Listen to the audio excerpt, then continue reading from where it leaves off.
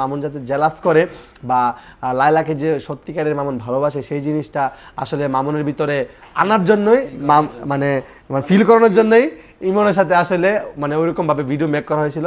তাছাড়া কিছুই না। ইমনকে যে ভুলে গেছে এই বিষয়টা এমন না, তাদের সম্পর্ক এখনো আছে, ভাই বোনের সম্পর্ক আগে ছিল এখনো আছে।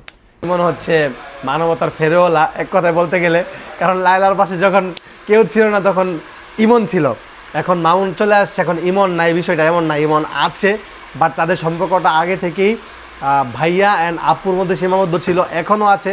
বাট বিষয়টা হচ্ছে কি যে মামুন যখন চলে গেছিলো তখন মামুনকে এক কথায় বলতে গেলে যে একটু জেলাসি করানোর জন্য, যে ভালোবাসাটা, যে মামুন যে আপনারা দেখবেন নর্মালি যখন গার্লফ্রেন্ড বয়ফ্রেন্ডের ব্যাকআপ হয়ে যায় তখন কিন্তু একটা গার্লফ্রেন্ড যখন অন্য একটা ছেলের সাথে মিশে তখন বয়ফ্রেন্ডের কিন্তু খুব জেলাস হয়।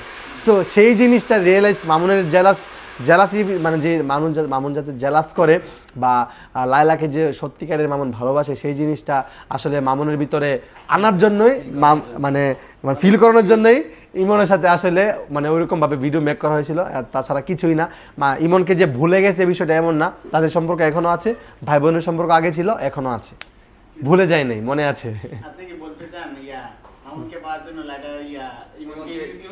না, ইউজ করে নাই, ইউজ অবশ্যই করে নাই, মানে এক কথায় বলতে গেলে ইমন লায়লা আপুকে হেল্প করেছে আর কি, এটা বোঝানোর জন্য, ফিল করানোর জন্য হেল্প করেছে আর কি, এটাই। এটা আর কি। আর ইমন, তোমার কি মনে হয়, তোমাকে কি লায়লা ইউজ করেছে নাকি? যদি ইউজ করার মতোই হইতো তাহলে কি আমার সম্পর্ক রাখতে, কথাবার্তা বন্ধ করে দিত?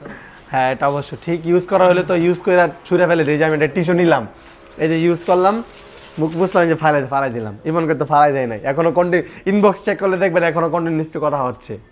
সো তাকে ইউজ করা হয় নাই, তাকে মানে ইমন এক কথায় হেল্প করছে আর কি। এখন হচ্ছে মূলত ওর কাজ নিয়ে বিজি, মানে হচ্ছে আগেও কন্টেন্ট করতো, এখনো কন্টেন্ট করে, কিন্তু মাঝখান দিয়ে লায়লা আপুর সাথে কন্টেন্টটা বেশি করা হয়েছে, এখন কন্টেন্ট করা হয় না আর কি, এটাই। তাছাড়া আর কিছুই না।